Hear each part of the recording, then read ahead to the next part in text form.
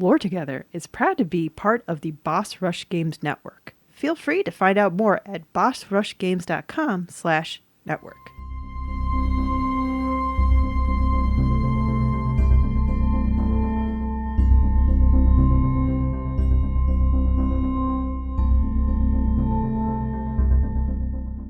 Hi, I'm Safi. And I'm Mystic. And this is Lore Together. This is the podcast where a husband-wife team go over all this storytelling, world building, and characters of video games. Because it's what we like to do together. We lore together. Yep. And this is episode 149.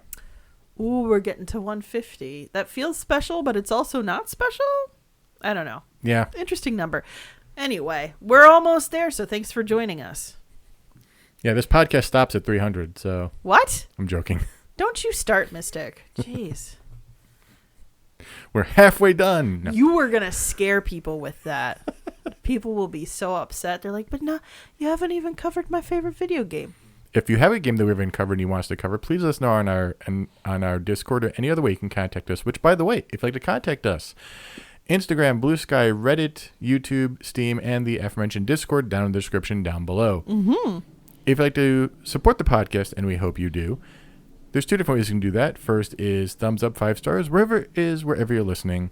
We appreciate it. The other way is through Patreon at patreon.com/LoreTogether, where you can pay a per episode pledge, that's per podcast episode, to get early access to those podcast episodes. You also get exclusive access to some Let's Plays, as well as voting rights in our other live Let's Plays, such as Mass Effect 2, which is ongoing, and Safi's Cozy Gaming. Yes. You can also get a copy at the $2 and up level of Mother Revolution, my debut sci-fi novel. And we are also considering for top tier patrons, $3 or more per episode, we are going to thank you with a copy of my upcoming novel, an EPUB of Hidden Root. It'll be book 1 of The Injured Tapestry, and they'll fix what Destiny couldn't. There will be more information once that's finally out to everybody, but we just kind of on a whim decided, like, yeah, sure, why not? More book stuff. How could that hurt, honestly? So thank you so much for everybody who has pledged and has supported us throughout the years. We appreciate you. But now we have an episode to record. Yes. And Mystic has suffered greatly because he had to do the same thing I did with the Ready or Not episode and just watch a lot of videos. The difference is I've actually played this series. Yeah, that's fair. Oh, not really. That's not a burn. I specifically chose it because I couldn't play it. So researching it didn't feel like... Okay. So, but you've actually played the series. Have we covered the series before? No, but we've covered the developer before of this particular game. Okay, I'm not going to remember who the heck it is. You know this developer. Okay. I'm going to tell you the developer outright. This developer is Silicon Knights. Oh. But this was before they did Eternal Darkness. And this franchise was not under them after this first game. Why am I thinking of Fatal Frame? It is a horror game, I would say, but no, it's not. Fatal Frame by an American developer would be kind of fun. That would be... There'd be a lot more cleavage, honestly. It's very demure in its aesthetics, but and this one deals with vampires. Is this Vampire the Masquerade? No. No, I had thought about doing that one though. That is on my list. Yeah. Technically, I should do that one because I know more of the vampire lore stuff, but that's okay. And that's the tabletop RPG Vampire the Masquerade, and more actually Vampire the Requiem. We do have Vampire the Masquerade in our Steam library. Like if you want to cover that, we can. It's a weird crossover thing, so I'd have to think about it. But anyway, that is not what we're covering today, is it? I believe you've heard of this franchise. I don't know if you've ever played it. The first time I played it was on the Dreamcast with the sequel to this game. My God, I am like blanking entirely. I don't know anything that was on Dreamcast or This Genesis. was originally a PlayStation game. Oh. I'm so lost right now. Okay, so this is Blood Omen, Legacy of Kain. Oh, I barely know anything about this. I know of the name Legacy of Kain, and I think that's it. Like, I know it's a PlayStation thing, and that's just... Yeah, so I played the sequel called Soul Reaver, and then there's Soul Reaver 2, there's a Blood Omen 2, there's Legacy of Kain Defiance, there's a few of them.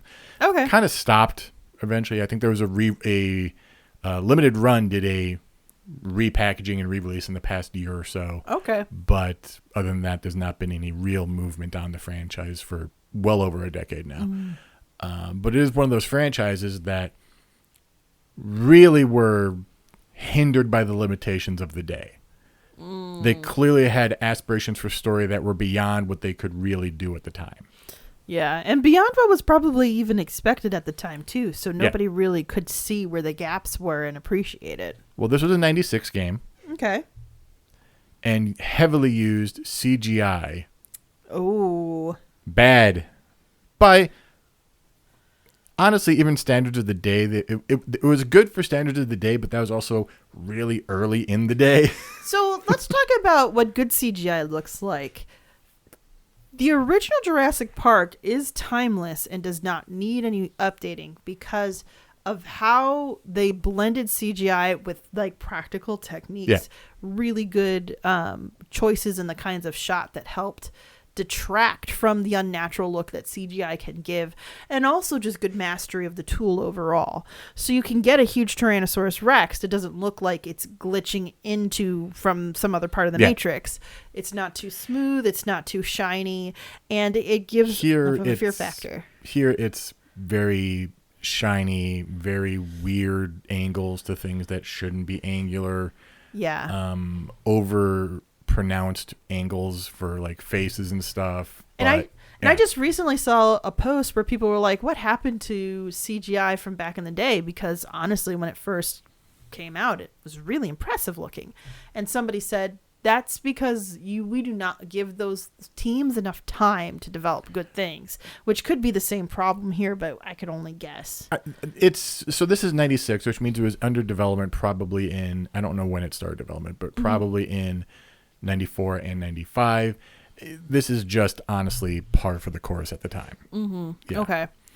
But it is huge in how much dialogue there is and acted dialogue there is. And interesting. Yeah. Okay. There's a voice that you will know actually in this, the voice of Kain. You will recognize the name when I get to it. But anyway, so if it's Keith David, I'm in. No. Okay. Okay, that's fine. But this is a dark game. All right. Yeah, death, suffering. You're a vampire. I can handle dark. That's right. That's true. Legacy of Kain. Now, for those of you who don't know the mythological tie-in to biblical origins with vampires, the idea is actually that Cain and Abel in the Bible, the first children of Adam and Eve, after they were exiled from the Garden of Eden, because Cain committed the first sin by killing his brother Abel out of jealousy. Some mythology out there, including in Vampire the Masquerade's mythology, says that Cain was the first vampire. This is spelled differently? It's spelled differently, but I just want to mark that just because feels a little intentional. But there is a small little thread of commonality between Cain, biblical Cain being first vampire, and this Cain. We'll get to that. Okay. Interesting. Okay. Yeah. We begin in the world of Nosgoth. Nosgoth? Yeah. Which basically is medieval Europe, let's be honest. They're all... Nosgoth sounds like a club that closed in 1996 because there weren't enough kids with the platform wannabe combat boots that I used to longingly gaze at when the alley in Chicago was still a store. P.S. If you're not old enough to have lived in Chicago, remember the alley, you have been done a disservice. It was a great alternative store for that rock, goth, metalhead kind of aesthetic. And it was always great to go in there because they would ask, how did you find out about us? And I always got to say my parents. My parents are not of that culture, but they're culture appreciators, and they bought a gargoyle there years ago. It was really funny to say that. Okay. I am like, Mystic is like, how dare you have all these things to say? Not really. He's just kind of flabbergasted. So one of the big things in this world are the pillars of Nosgoth. So these are 9 columns of, quote, marble and other indiscernible materials, which reach infinitely high into the sky and infinitely down into the ground. Whose diorama are we in? And these basically channel the forces of the world. And each pillar is linked to a fundamental principle: mind, dimension, conflict, nature, balance, energy, time, states, and death. States? Yeah. I do have notes on what each of these are. So mind is sentience. All sentient life is mind. Okay. Does this include the dolphins? I don't know if there's dolphins in here, but if they are, they're definitely bloodthirsty. Dimension is basically the borders between the material, spiritual, and demon realms. So you have a demon realm. Okay. You have a heaven and a hell, spiritual and demon. Mm-hmm. Conflict is war and peace. That's easy enough. Nature is easy enough. Yeah, the general premise of nature, yeah. Balance we'll get back to. Energy, that one makes sense. Time makes sense. States, basically the states of matter: solid, gas, liquid, states et is cetera. physics. Okay. Yeah. And death. And then going back to balance, this is the central pillar. So they're arranged in a semicircle, 4 on each side of balance, and balance balances all the others. So balance is all about like preserving the balance in all things. But what if the balance is oppressive? Each pillar is represented by a guardian who is pulled from Nosgoth's human population. Okay. Together, the guardians form the Circle of 9, which is an oligarchy made up of basically immortal sorcerers. Unlike most oligarchies, this group is dedicated to serve and protect the integrity of the world. Then it's not an oligarchy. I just want to put that out there. The reason we use the term oligarchy is because it's basically the total regime of corporate interest.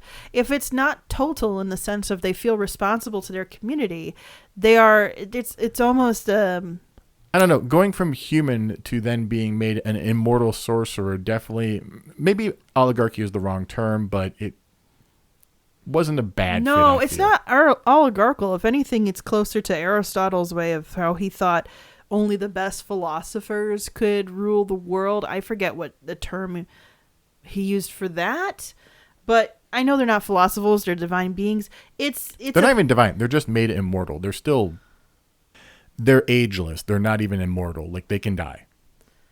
They're ageless, but still, I don't think an oligarchy is what you're looking for. In the chat, in the comments, let us know what the right phrase is.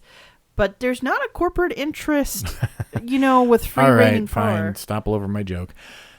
Should a guardian... Yes, it's awful. I'm just digging my heel into it right now. How dare you, Mystic? Should a guardian die, the circle is temporarily broken, but eventually a new successor is then found. Now, hundreds of years ago, from the time of the game, Nosgoth's vampire population rapidly increased. Oh. The circle figured, that's not great, and basically started up crusades against the vampires fought by a monastic brotherhood of fanatical vampire-hunting warriors known as the Seraphan. Okay. All right. So in theory, that's a good thing. The crusade was very successful. The Seraphan devastated the vampires, prompting the vampire Vorador to retaliate, and he found a way to just kind of really mess things up for the world. Vorador basically stormed the Circle stronghold and slaughtered 6 of the Circle before defeating Malik, the leader of the Seraphan, and appointed defender of the Circle. So 7 out of 9 of the defenders he just killed. Yeah, the Circle recovered, but one of its senior members, Mortanius... So one of the 2 survivors? Okay. Let's say that correctly. Not just one of the senior members, one of the 2 survivors of the slaughter of the leadership of this circle. Okay. All right. Yes. One of its senior members, Mortanius, the necromancer, damned Malik for his failure, condemned him to serve the circle for eternity as an unliving wraith trapped within his armor. Since then, the Seraphim have long since been disbanded, and humans and vampires coexist in a state of relative, if uneasy, peace. Okay. Many years later, in the still preceding the game though, Ariel, the guardian of balance, is conducting her duties literally at giant scales. Now, you say Ariel, and unfortunately, I do imagine a Disney character, but I just want to put that out there that this is going to be funnier with that image in my head. I'm almost positive. Either way, she is oblivious to a shadowy figure approaching her. She realizes too late and is stabbed, dying near these giant scales that she is working at because she is off balance. Mm-hmm. Her murder sets a number of events in motion, especially when her controversial lover, Napraptor... Napraptor? That Yes. sounds like acne medication. The guardian of mind, is informed. No. That's the guardian of, like... Just salving OxyClean. a rash. Yeah, OxyClean. Just like Is that still a thing? Neutrogena commercial. Is OxyClean still a thing? I don't know. Teenagers, tell me, is OxyClean still a thing? I don't know. In the end, these events brought about the first cracks and decay of the pillars of Nosgoth. All of them start to basically get corrupted and crumble, which is not good. Decades later, a young nobleman from Corhagen named Kain stops at a bar to sate his thirst. However, despite the coin he has to offer, the barkeep refuses to serve him. It's getting to be nighttime, and he's far too wary of the looming danger that comes with the darkness to stay open. Yeah, there's predators out there Yeah. and stuff. Disheartened, Kain leaves the bar to resume his journey, but is immediately set upon by a large group of armed thugs. He is unable to fend off the band, and Kain is quickly knocked to the ground, and one of the assassins stabs him in the back with a sword. Assassin specifically? One of his assassins. It's not necessarily they are sent to assassinate him. So an assassin is in a deliberate attempt to murder someone for some sort of power gain. Like One of his murderers. Thank you. Kain's soul emerges in the underworld, still impaled by the blade. Yikes! What? Yeah. He's restrained, his arms outstretched, his wrists shackled to posts before a roaring pit of fire. Yikes! Whoa! Okay. Wait, were they hunting him for a specific purpose? No. Okay, because I was gonna say I'll take back my comment on assassins if that was true. Mortanius approaches from behind and pulls the sword loose from Kain's back, freeing him. The necromancer has an offer for Kain, a chance to exact revenge. Kain barely thinks it over. His desire is so strong that he immediately takes the chance for vengeance. As you might well guess, there are consequences he is unaware of. Nevertheless, he accepts the sword that had killed him from Mortanius. This becomes his sword. As he holds it, magic ripples across his body, transforming his once living skin into pale and dead vampiric flesh. Okay. Mortanius laughs, and Kain strides away. Mortanius shouts after him, promising that he will now get the blood that he hungers for. Now, it's not important for this game, really, but it is important for future games. Kain is the first vampire that's not sired. Oh, so He is the first one that is created. Wait. The first one that was created. So how were the original... So the first... All previous vampires are sired on. So wait, what about first-gen vampires? I don't actually know. That is... I would have looked that up, but I could not... Yeah. You didn't know... I mean, maybe we'll find out in a future game, but it just seems... Because... I mean, it's very much to like what came first, chicken or egg thing. It's like, so who was the first to sire that had no sire before them? I mean, for all we know, it could be mutation. It's kind of like the, I was told this as a kid in Catholic school. It was like, okay, they found Adam and Eve frozen in ice. How did they know it was Adam and Eve? Do you know what the answer is? Oh, no. They didn't have belly buttons. Yeah. That's yeah. Yeah. So either way, Kain is the first one that is created. Like interesting. Like ritualistically. Ritualistic created, we're dealing with a necromancer. So interesting. Yeah. Okay. Waking in a dank crypt, Kain begins his quest for revenge and makes his way out of his own mausoleum into the cemetery proper. Wait, how long has he been dead then? Not super long. But he's in a mausoleum? Yeah. That was fast. Yeah, it is a little weird because also he's not near Corhagen, where he Yeah. was a noble. Fan theory. Fake memories. I could be completely wrong. The consequences of this new life slowly dawn on Kain. He is a vampire and so must feed, which leads to a delicate balance in combat. Kill someone and their blood is worthless, not injure them enough, and they'll be able to fight on and injure you. And, of course, the biggest drawbacks to being a vampire, there is no comfort to be found from the light of the sun. As Kain says, there is only malice from the light. Yeah, that's fair. And as we walk through the cemetery, it's raining. The water burning like acid. Of course, it doesn't affect his health, I don't think, but... It just hurts. Yeah. So I should note, we have so much inner monologue from Kain because they gave us a ton of voiced lines on his thoughts. And he is voiced by Simon Templeman, who, better known to some as Logain MacTier from Dragon Age. Oh my gosh! Good choice. That deep graveliness, so bitter. I love it. He's not that gravelly in this one. This is Okay. this is a little bit earlier in his life. That's true. So, That's true. But still, Yeah. I could see him pulling that off really well. Okay. Weird note, this is completely not related to the game, but married to Rosalind Chow, who the two of us probably know best as Keiko O'Brien from Star Trek. Oh, it's so funny. When you get to B and C class celebrities, how they meet each other and then marry, and you're like, you're married to what? And it's very funny how that works out. By the way, if you want to play 6 Degrees of Freedom, I also know Rosalind Chow from MASH, where she plays Soon Lee, Klinger's eventual wife in the last season. So, Wow, I forget that those shows weren't that far apart. because one takes place in the Vietnam War, but it was in the mid 80s Yeah. when that show ended because it So she lasted was- 11 years. Yeah, so that was like earlier. Oh my god. Yeah, I don't think about that. But yes, MASH feels older than it actually is. Yeah. Partly because it's so good at evoking the time it was in. So. And it's a show that ran for over a decade. That too. That too. All right. All right, so at the edge of the graveyard, he tracks down the people who murdered him, gets his revenge. His relief is short-lived as Mortanius tells him that these fools were merely the instruments of your murder, not the cause. Okay, so was it an assassin or was it not?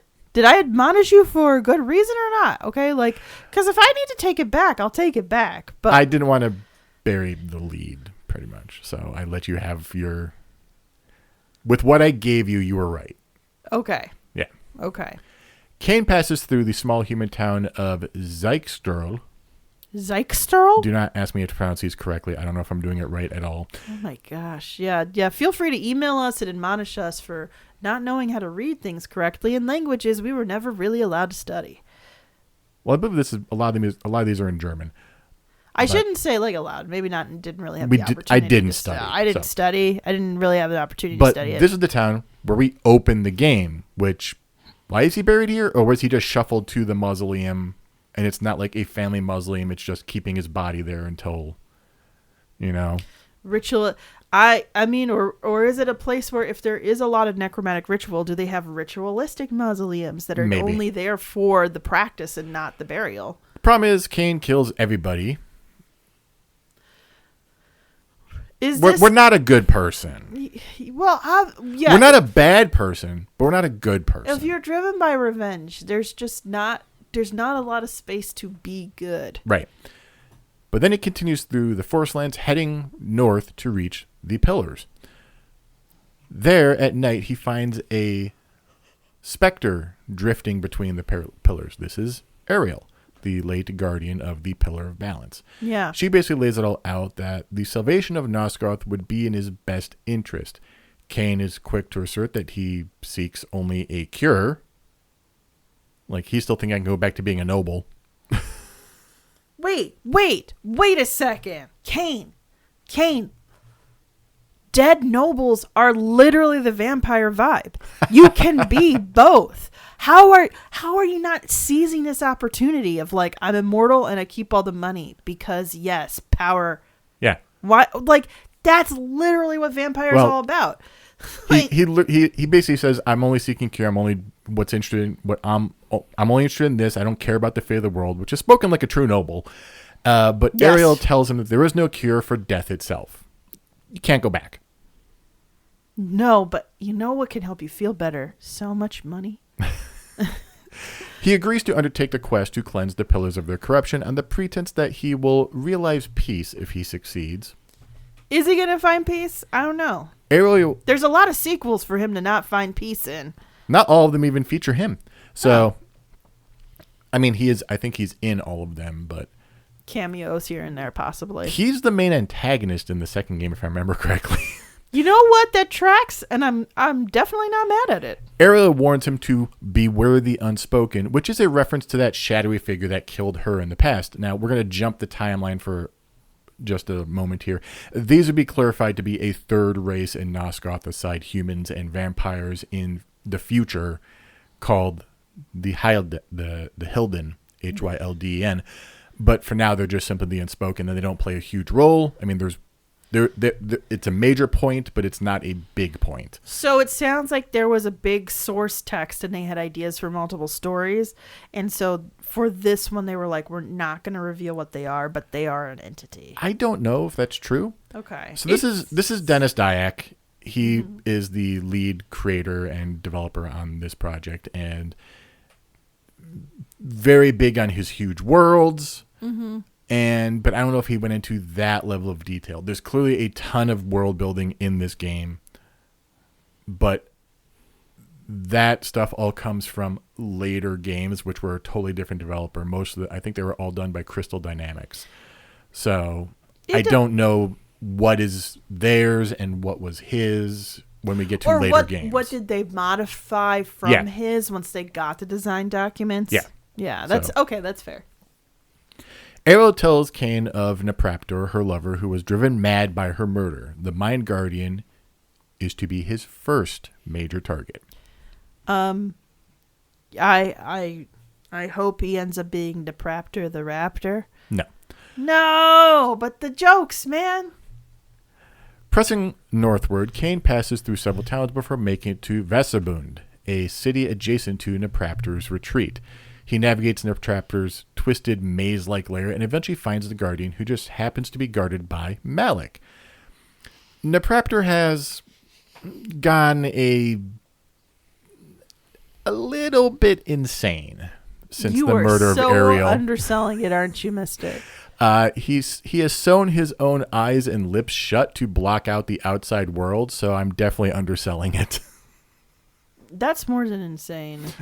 That's a and complex. Because he is the guardian of mind, the pillar of mind, his insanity has kind of corrupted the circle as a whole. Yikes. So, yeah. So he needs to be replaced anyway at this point because he's upsetting the balance, so to speak. I mean, at this point, there's no way to bring everyone back from it, so he's going to have to go and kill everybody. But at the same time, Napraptor is the biggest linchpin in all this at this point. Being insane, though, doesn't excuse the dumbest reasoning possible for what he does next. Napraptor dismisses Malik, the guardian of the circle.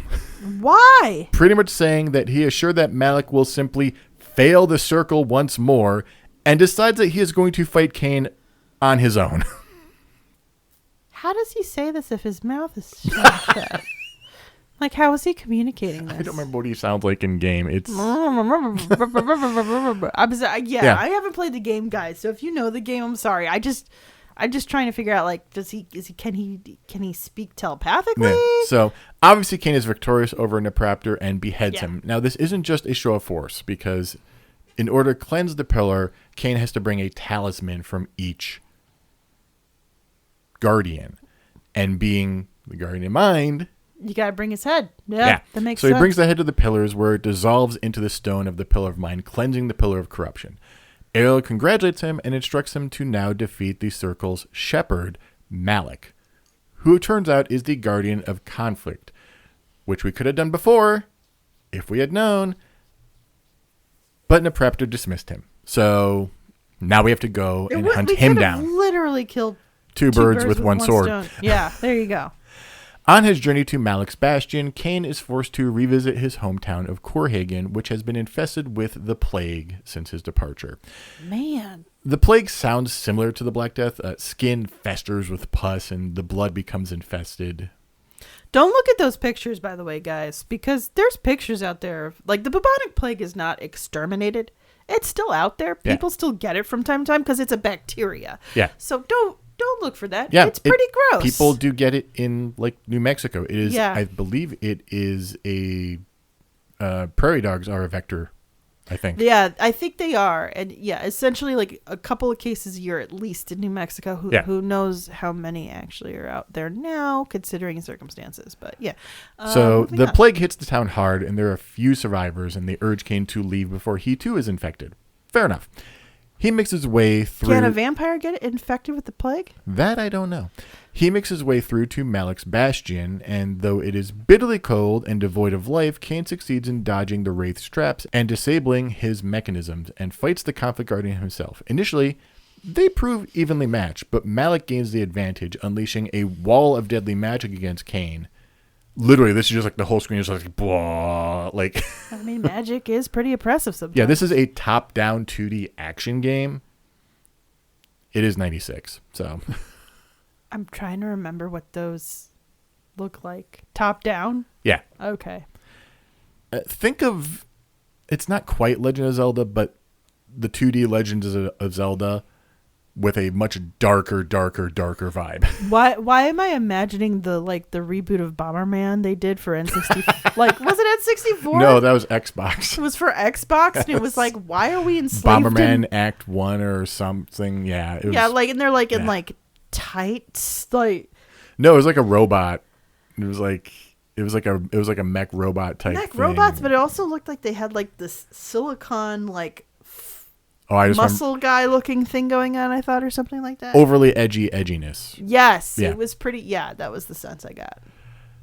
Left with no choice but to flee, Kain escapes the Bastion empty-handed. Ariel advises him to seek out the Oracle of Nosgoth for aid. The labyrinthine Oracle's cave in the Arctic waste leads Kain to a larger enclave where an old man stands by a roaring fire cooking something. He welcomes the nobleman and digresses into musings on the legions of the Nemesis, an enormous army of humans led by a tyrannical warlord known as the Nemesis, and King Otmar, a wise and respected king of Willendorf known as the Mighty Lion, loved by his people. We'll touch on them later in the story. Irritated at the off-topic musings, Kain demands information on Malek. Mm-hmm. The Oracle mentions that his vanity led to the slaughter of the Circle at the hands of the vampire Vorador, which finally gives Kain a lead, Vorador. Okay. At the Oracle's instruction, he follows the Igneous Fatuous. Basically, these are the ghostly lights that mark the path to hell itself, and onward from that path to the Termagant Forest where Vorador dwells. Termagant? Yeah. The swamps of the forest are perilous, but he manages to access Vorador's mansion and soon finds the Elder Vampire. We're obviously skipping, every time we get to a place, we're skipping all the puzzles and fighting that you have to do just to get through people. Yeah, that's fair. Interesting thing, you get, like, your health meter in this is a vial of blood. Oh. And as you gain health, the vial stretches. It's the weirdest effect to me. Interesting. Okay. Yeah. For some reason, I want there to just be more vials. Yeah, why wouldn't you just duplicate the vials? Like, because you're counting. Because every time you drink blood, it fills in from the top. So I guess that makes some sense. But vial growing makes less sense because it's made of solid glass. But if you were to fill up something, like literally you could have a vein that fills up more, be more thematically I'm sorry. Like, I'm literally thinking of UI elements are not in universe. But it doesn't have to be. Like, it doesn't necessarily have to be, but I'm just thinking about, okay, Primal Rage, right? They had the health meter that literally was a heart and your heart would explode. Why are we not, like, come on. It's not, that part's not patented. Just take it. Jeez, that would have been so cool. But instead, like, this glass tube grows. Oh, wow. I'm very thrilled about how much this glass tube is growing. Kain is initially repulsed by Vorador, and as he considers him something worse than hell. a vision of what he will eventually become. Vorador, though, warms to Kain and his inexperience as a vampire, basically calling him a fledgling, and imparts his philosophy on him, that vampires are gods and that mortals offer their blood as sacrifice so they can enjoy their supernatural powers. To his dismay, Kain realizes, deep down, he knows what Vorador is saying sounds right. Yeah, well, when you have been raised in a class-based system that has nothing, where there is no meritocracy, it's just a hierarchy based on, like, blindly being born into the luckiest spot, yeah, that would probably sound about right, wouldn't it? Pondering this, he listens to Vorador's recount of the slaughter of the Circle, though Vorador is also quick to add that Kain should not concern himself with the affairs of man. These fights with the vampire hunters and stuff should be beneath them. But the world's literally held up by 9 pillars. If you want to live in the world, don't you care about the 9 pillars? Kain acknowledges this only very slightly, and Vorador gives him his signet ring to summon him when the need arises, because even if Vorador finds Kain to be a young fledgling, he doesn't want to see him just killed by, miscreants and stuff. We can't have you killed by the pores. Pretty much. That would be embarrassing. You can't ruin our reputation like this. There is so much class commentary happening. I don't know if it's on purpose or not, but it's definitely there. Kain is notified by Mortanius that a triad congregates at the roof of the world. The dialogue in this game sometimes, So 3 people are up in heaven? No, actually, but basically 3 wizards of the Circle of the Nine are plotting to reshape Nosgoth from Dark Eden, which is this garden of horrors of theirs to the north. Oh, from the cap of the... Okay, all right. Yeah, all right. I follow what you're doing there. Kain fends off the mutants created by these 3 corrupt guardians and breaches the sanctuary of these insane people. We have Anacroth, the alchemist. Why do I imagine the Greybeards from Skyrim? Anacroth, the alchemist, guardian of the Pillar of States, meaning states of matter. Alchemist. Okay, makes sense. Yeah, I could see that. Bane, the druid. Nature. And Jejul, the energist.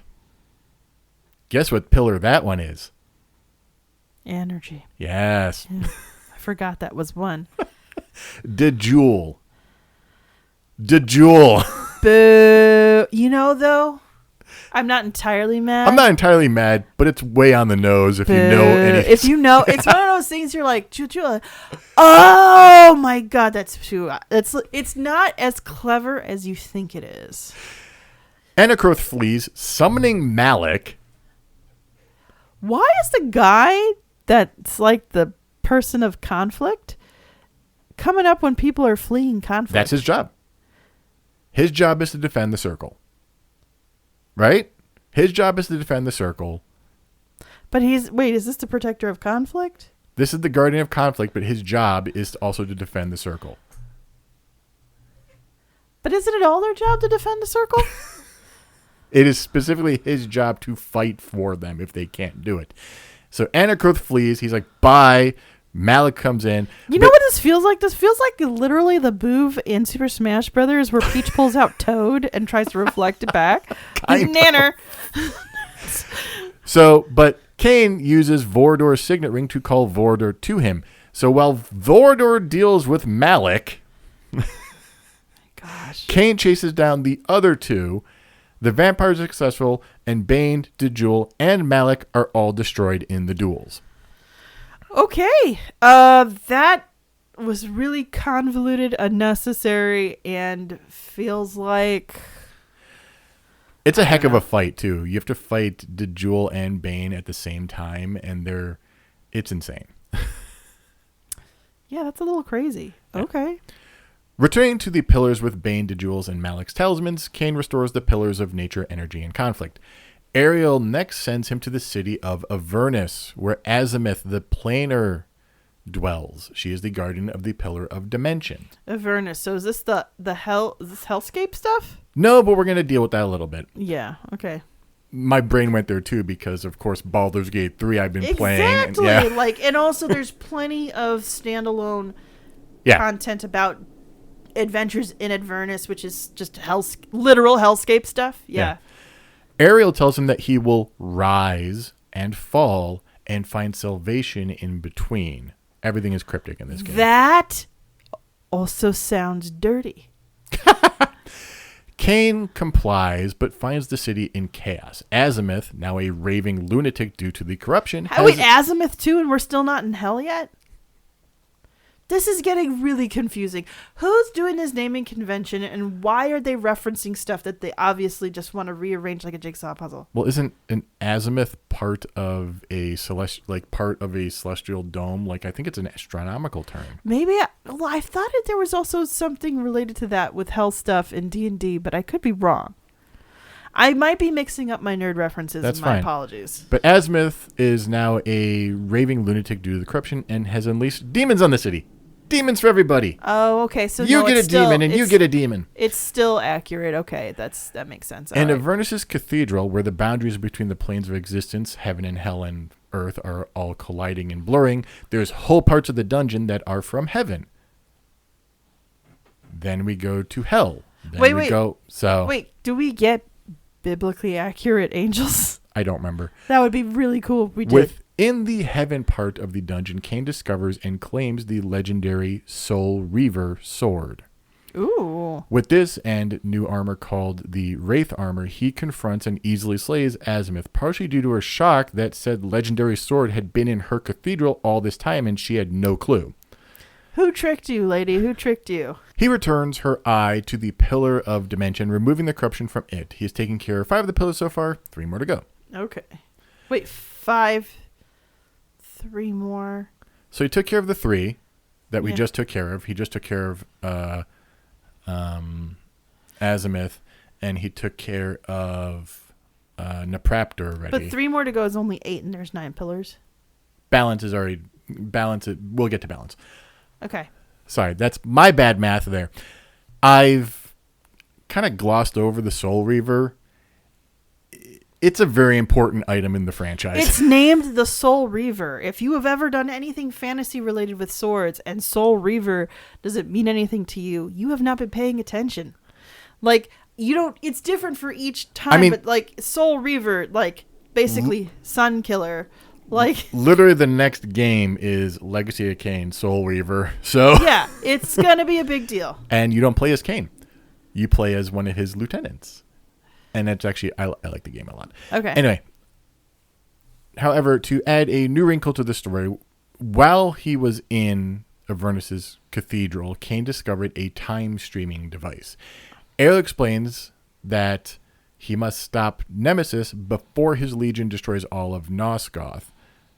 Nemesis was once known as William the Just, a boy king. Kain must stop him and his legion, or all shall be lost. If Kain is to defeat the next member of the circle, she says, she needs to understand his machinations. Oh. Now, there's 2 members that we haven't talked to yet. Well, technically 1 member we haven't talked to yet. Mortanius is one. Yeah. We've talked to him. Ariel is obviously talking to us. Yeah. Time is the last one we haven't done. Yeah, and they got a lot of advantages with their powers, don't they?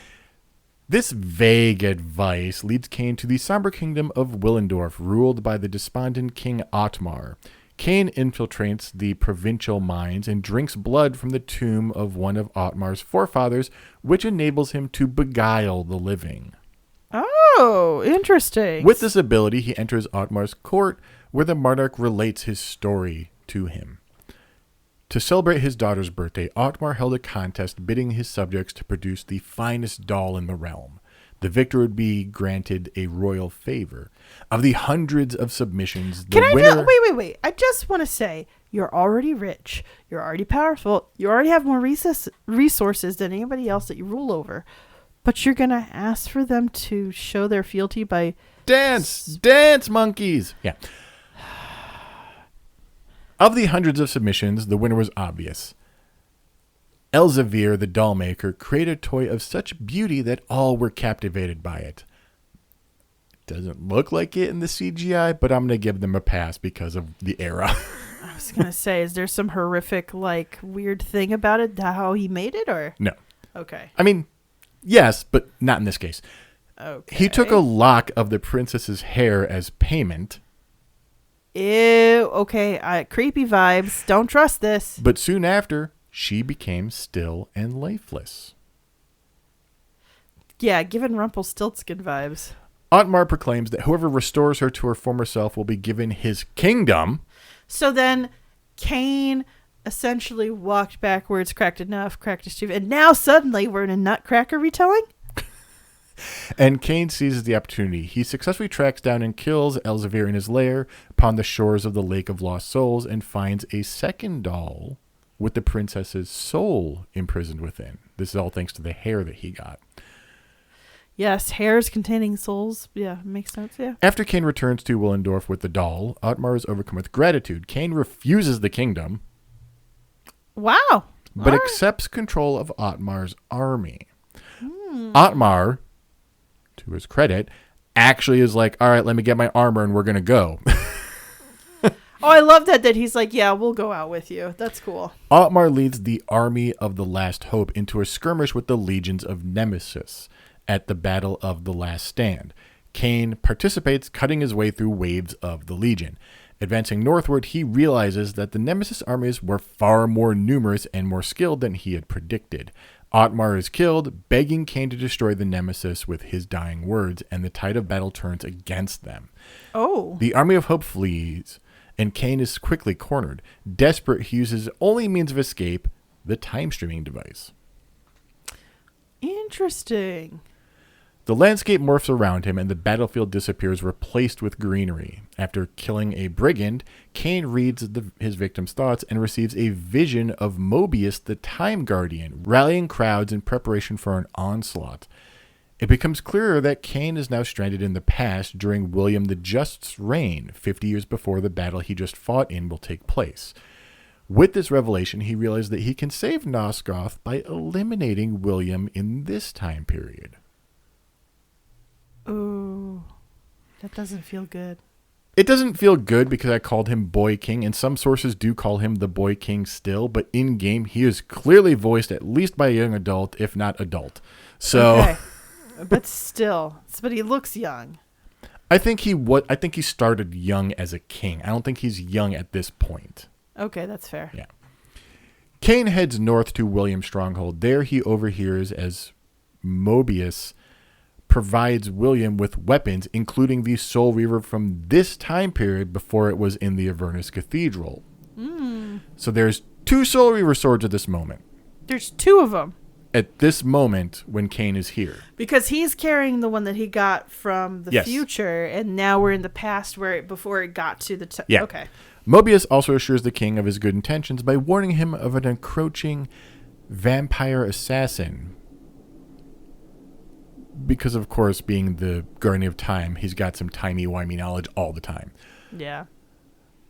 Now, when Kain confronts William, the fact that there's 2 Soul Reavers comes into play, creating what is called the Reaver Convergence. This happens a couple of times in the series. It basically allows for the time streams to be manipulated because this is already a paradox. So, Right. This reminds me of a Doctor Who plot where they literally had to make a paradox machine to make things happen. So in this case, the death of William will irrevocably change the future Kain knows as his present. So when he uses this time streamer again, goes into the future, Kain finds himself at the beheading of a vampire. Mobius is there, egging on the crowd, saying that they must destroy all the vampires or else they will never be safe. He then points to Kain, saying Kain is the last. Oh. Which means the whole crowd is like, well, let's get him then. It's only then that Kain notices the sigil on Mobius's head. The same sigil as the Oracle, who started a bunch of these quests, meaning a good chunk of what he's been doing has been because of Mobius's long-term plan in time-bending wibbly-wobbliness. Oh my gosh. So as he pursues Mobius through the city, Kain has to fight all sorts of tough enemies, including himself. Wow. Okay. Eventually, he strikes down Mobius and realizes that by striking down William the Just, Mobius created Nemesis himself. Because timey-wimey. Kain slices his head off and returns to the pillars with Mobius's hourglass, removing the corruption from the time pillar. Weirdly, it's here at the pillars we overhear Anacroth and Mauritanius arguing. And Mauritanius basically Anacroth is saying, you've corrupted the circle by creating Kain. Oh. Mauritanius kills Anacroth in a wizard fight. And of course, so there's a lot of CGI fight scenes in this game. No, that's where you really fail. I mean, They are about the same level as like guys in rubber suits. It's very janky and like things float weirdly. Yeah. But again, 96 CGI. We'll give it a pass. Okay. But honestly, live action would probably have looked better. Yeah. Mocap, man. Yeah. Mocap. Not even mocap wasn't a thing yet. Oh, I forget how young that is. Yeah. So yeah, Martinez kills Anacroth and then fights Kain. Kain kills him. Oh, wait. Hold on. Paradox, right? No. Wait, no, I'm getting lost. I'm sorry. No, Mauritanius is not like Mauritanius has already created Kain. So it's not a paradox that he kills him. This is after Kain's already been created. He went back to time to where he was. He didn't go back in time earlier. Then did he fast forward back to present timeline when he had the hourglass? Yes. Okay. That's where I lost the plot, so to speak. Fair enough. Yeah, no, when he fast forward in time is when he had to fight Mobius because the crowd was turned against him because... Okay. Yeah. So Kain kills Mauritanius, and then the real big bad is revealed. A shadowy figure emerges from Mauritanius' corpse. So, turns out that all of this started because Mauritanius was possessed by a dark entity that broke the circle in the first place. Possessed Mauritanius is the one who killed Ariel. Oh. The controlling dark entity is the Unspoken we mentioned that will come into play in future games. Mauritanius managed to break free of the control enough to create Kain and start him on his way, breaking free of the control sporadically to help Kain on the way, but never fully free. Oh, okay. Kain kills the dark entity. 8 of the 9 pillars are now free of their corruption. The only one left is Balance, and the central pillar. Dead still, right? Yeah. It is then that Kain has a revelation that Ariel is dead. He's the one who's been bringing balance to the pillars. So he is the guardian of balance. And he himself is the last guardian, yes. And Ariel leaves him with a choice. Sacrifice himself and restore the world, or refuse the sacrifice and doom the pillars and Nosgoth to collapse. Now, in this game, there is no canon ending. In fact, they had like a CGI-based TV show and like other things for each of these endings planned. Wow. Yeah, they didn't go anywhere because the CGI was not good enough. Yeah. But so there is no canon ending in this game. However, the next game would canonize the ending where Kain embraces his vampiric side and decides Vorador is right and that vampires are gods, and he refuses to sacrifice himself and basically becomes a tyrant. Yeah, which does make for a good sequel. Yeah. So that's where we are with Legacy of Kain so far. Yeah, but there was a chance for him to go the opposite way, which is the God of War way, and be like, oh, I am the problem. Yeah. Chucks himself off a cliff. Okay. So yeah, that's Legacy of Kain, Blood Omen. Well, in broad strokes, there's a lot of little things. But, no, it's pretty intense and detailed, like a lot of fantasy quest games are. I kept up with most of it though, so I'm very surprised. Well, the good thing is that most names don't matter much outside of the section they're in. Yeah. Yeah, that's fair. It was convoluted, but also understandably convoluted. Yeah. So, wow. Okay. Yeah. And had to trust a vampire to balance everything out. That's tricky. That's tricky. I wouldn't trust it. Wouldn't trust it at all. So you'll be playing this. Yeah. I wonder how well I'll do at it. Hopefully, okay. I don't know. We'll see. Yeah, we'll see. There's a lot of cutscenes. I believe you. But also, I may suffer a little bit. Who knows? But no, this is interesting. It's an interesting take on the idea of vampires. I do like unique takes on old mythos. I do like the brief nod to some of the other mythos formats that happened before it. Yeah. Cool. All right. Very dark. Yeah. It's not the darkest thing we've ever talked about, but it's pretty dark. That's fair. Yeah. Yeah. Either way, so this will be the Thursday after this episode goes live. You'll watch Safi go through it. Other Thursdays, every other Thursday, we are also doing Mass Effect 2 right now, which is slowly getting towards its end. We have probably less than a dozen episodes left, I'd say. Yes. And, and we're about to have a big thing happen. So even if you don't see it, you can always go back to our playlists that are on our YouTube channel, just Lore Together, and see what's going on with that. But if you want to vote for what our next game is, patrons will get to do that. We are also continuing the Cozy stream on every other Tuesday. So the Tuesday after this airs, if you just want to have a game in the background that makes you forget about all the problems in the world, happy to provide that. That's pretty much what the Cozy stream's about. So we'll catch you guys next time. Catch you then. Bye. Bye.